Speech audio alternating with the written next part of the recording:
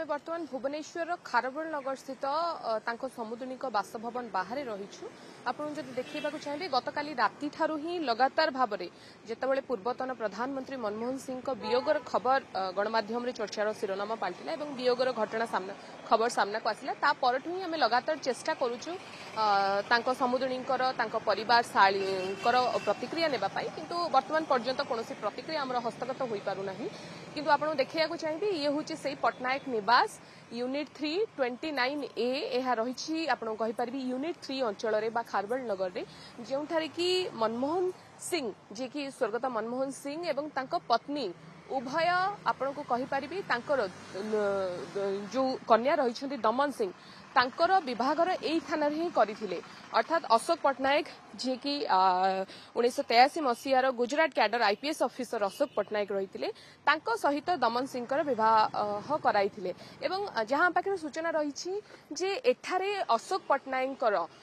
माँ को समेत तांकर दुई भौणी यही घरे ही रुहंती वर्तमान समय आपको सूचना देवाक चाहिए जहाँ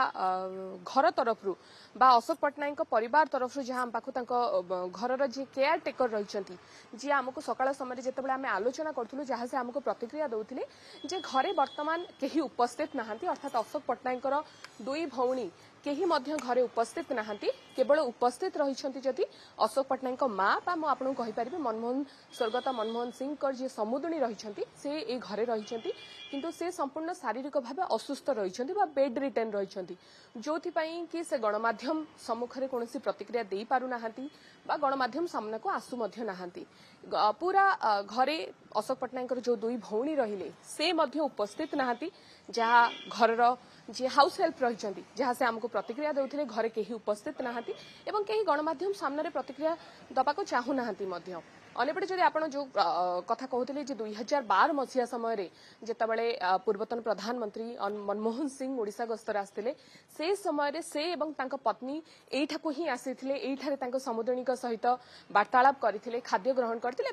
ताहा चर्चार शिरोनामा पाल्टिथिला एवं तापर जदि आपन कहीपरि गतकालठू आम लगातार चेष्टा करुछु जे समुद्रनीकर प्रतिक्रिया नेबापाई किंतु शारीरिक असुस्थता कारणरू तांकर प्रतिक्रिया हस्तगत हो पारना एवं आम अशोक पटनायक जो दुई भौणी मध्य रही जी कि माँ रक्षणाबेक्षण समस्त दायित्व निहंती एवं ए घरे रहंती तांकर मध्य प्रतिक्रिया नेबाकू बारंबार चेष्टा करछु फोन जोगे आलोचना करिया चेष्टा करछु मात्र कोनोसी कारणवशतः से फोन उठे पारनांती ताका हाउस हेल्प अछंती प्रतिक्रिया नेबी एठी अशोक पटनायक किए रुहंती अर्थात पूर्वतन प्रधानमंत्री जो मनमोहन सिंह रही तांका परिवार किए एठी रहंती एठी केवल दी भौणी अछंती दी भौणी तांकर बड़ भौणी आ सान भौणी से दी भौणी रहउछंती आ मु रहउची आ तांका मां को अवस्था कोन अछि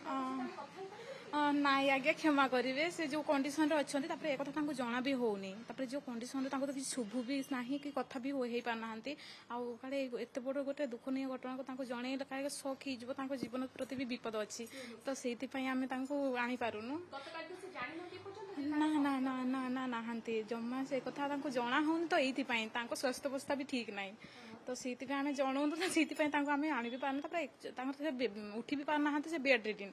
आम क्षमा मागुच आम किसी जनाऊनी कि आनी पारूनी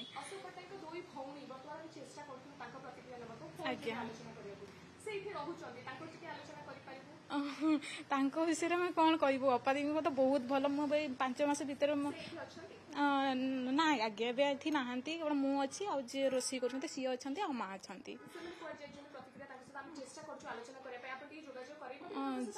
जोगाजोग मानते कंटाक्ट नंबर ही आपको देती तो आप कंटाक्ट करके कथा ही पारे तो मो जानवर जी से कटक को जाती कौन मासी को देह भी माने भल ना तो से भोर भोर से पड़े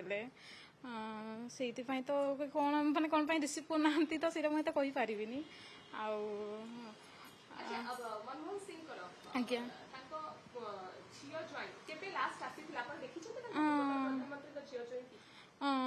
एक्चुअली तो झील को देखनी कि ज्वाई तो आसुँच से जी मुझे भाई डाके सार से तो सी 2 मास छाड़ी से आसती माँ को देखापी आसिक से 10-15 दिन रही से जाती लास्ट आसी रिसेंटली नवेम्बर 20 आसते 20 आसते 26 गले आज्ञा ଆପଣ ପୂର୍ବତନ ପ୍ରଧାନମନ୍ତ୍ରୀଙ୍କ ଝିଅକୁ ଜମା ଭେଟି ନାହାନ୍ତି? ନା ନା ମୁଁ ତାଙ୍କୁ ଫଟୋରେ ଦେଖିଛି ଭିଡ଼ିଓରେ ଦେଖିଛି କିନ୍ତୁ ରିଅଲରେ ମୁଁ ଦେଖିନି। ହଁ ଫୋନ୍ କରନ୍ତି ସେ କାରଣ ସେ ମାଆ ତ ଧୋଇ ପାରନ୍ତିନି ବେଡ୍ ରିଡିଂ ସେ ଖାଲି ଭିଡ଼ିଓ କଲ୍ ଯେତେବେଳେ ମାନେ କଥା ହେବା ପାଇଁ ଚାହାନ୍ତି ତ ଖାଲି ମାନେ ପିକ୍ଚର ଖାଲି ମାଆଙ୍କର ଖାଲି ଦେଖେଇ ଦିଏ ଖାଲି ତାଙ୍କ ଫେସ୍ ଦେଖେଇ ଦିଏ। ଆଉ ମୁଁ ଦେଖିଛି ଫୋନରେ ଦେଖିଛି କଥା ହେଇଛି। ନା ମୁଁ କଥା ହେଇନି ସେ ଖାଲି ମାଆଙ୍କୁ ଦେଖିକି ତ ସେ ଭାଇ କଥା ହୁଅନ୍ତି ମୁଁ ତାଙ୍କ ସହିତ ମୁଁ କଥା ହେଇନି ତାଙ୍କ ଝିଅ ସହିତ କଥା ହେଇନି। କେବେ ଆଲୋଚନା କରିଛନ୍ତି ଆପଣ ମାଙ୍କ ସହିତ ଦୁଇ ବଡ ନା ଭଉଣୀ କହୁଛନ୍ତି ଆଜ୍ଞା କେବେ କଥା ହେଇଛନ୍ତି ଯେ ପୂର୍ବତନ ପ୍ରଧାନମନ୍ତ୍ରୀ ଏଠିକି ଆସିଥିଲେ ଏଇଠି ରହିଥିଲେ କେବେ ଆପଣ କହିଛନ୍ତି କଥା ହେବା କେବେ କହିବା? ହଁ କହିବା ତ ମୁଁ ଶୁଣିଛି ତ କୁହନ୍ତି ସେ କେବଳ ଫାଷ୍ଟ ମାନେ ଗୋଟେ ଥର ଆସିଥିଲେ ଗୋଟେ ଥର ତ ଯେହେତୁ ଝିଅ ଏଇଠି ତାଙ୍କୁ ମାନେ ବାହା କରିଛନ୍ତି ତ ଥରେ ଆସିଥିଲେ ତ କେବେ ଆସିଥିଲେ ସେ ତ ମୁଁ ଏତେ କହିପାରିବିନି। ତାପରେ ସେ କୁହନ୍ତି ବହୁତ ଭଲ ଆସନ୍ତି ଏତେ ଭଦ୍ର ଲୋକ ଆଉ ସବୁ ଭଲ ତ କୁହନ୍ତି ଆଉ ସମସ୍ତେ ବି ଜାଣନ୍ତି। କଥାରେ କହିଛନ୍ତି ତାଙ୍କ ବିଷୟରେ କିଛି କହୁଥିବେ ଆପଣଙ୍କର ମା?